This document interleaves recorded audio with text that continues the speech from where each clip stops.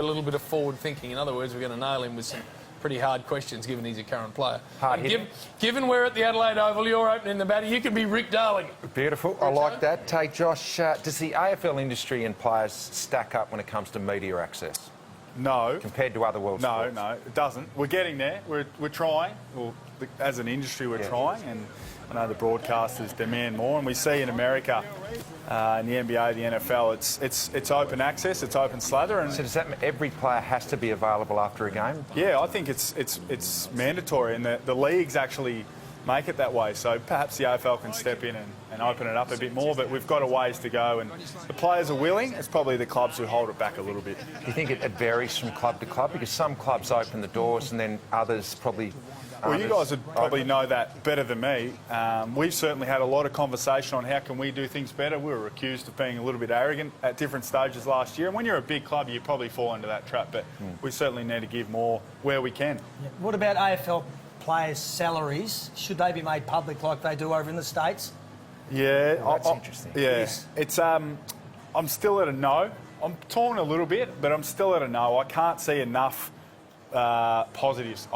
The negatives are obvious. You know, you walk down the street and someone knows what you're getting paid. You haven't been playing well. Or take me, for example, a month ago I was in the SANFL. You're getting hiding. Richo, what are your thoughts on that? Yeah, I don't see who benefits from it. I don't see the reason why it needs. And I think players have issues already getting belted on social media. If you're not getting a kick and someone thinks you're earning too much money, I don't see that's going to help anyone. This is how much you're on for the kick. So, really? Yeah. And that's from Uniqlo. That's to wear that puffer jacket he had on before. So I've just made it public for you. and compare himself to Roger Federer. Hey, we've got a viewer question. I think it's Michael who poses this one. Have a listen. Oh, here we go. Big problem is mental health among young professional athletes. What are the main contributors to the issue, Josh? Well, we just took... Yeah. There's potentially one there, public salary. There's so many, social media. I love Twitter, love it. If I'm looking... What's going on in the world, straight to Twitter, punch it in. The vitriol that comes with it is staggering, and it can't help but filter through on different occasions. What percentage of players would have Twitter and look at it regularly? I'd say 80 to 90 would have it and look at it a lot. I look at it more than most, but I guess you can't help but see and somewhat absorb all that negativity. People can still find you, though, on Instagram or Facebook. Yeah. We saw what Dane Beams had to deal with this week alone for no reason. But Josh, the thing, having been in clubland myself for 10 years, that people have no idea about is how tough the game is for young people to play.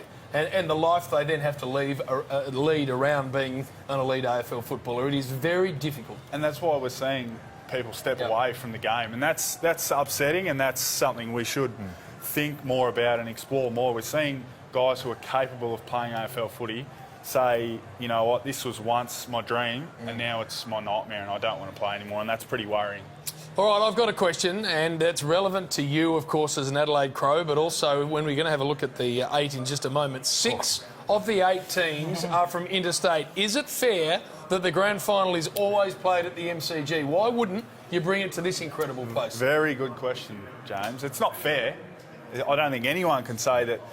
Take us, for example, in 2017, we see there how many interstate teams make up the 8. It's not fair, but it's probably right at the moment. So do you think you should have played the grand final here in 2017? Well, we finished first, and we were the highest ranked team. So is the problem that we haven't probably, until this was renovated in Optus Stadium, we probably haven't had the stadiums in Australia to accommodate a grand final? Yeah, and I've been to Melbourne grand final week as a spectator and fan. There's nothing better. So I'm not saying, you know, Melbourne don't deserve it, but in terms of fairness, and that's what we try and talk about across the league, it's not fair. But also, Richo, I think I know this is a ridiculous argument because I think a deal's been done till 2090 or something, but we miss a trick because it's like the Super Bowl goes all around the States and you take the show to these amazing cities.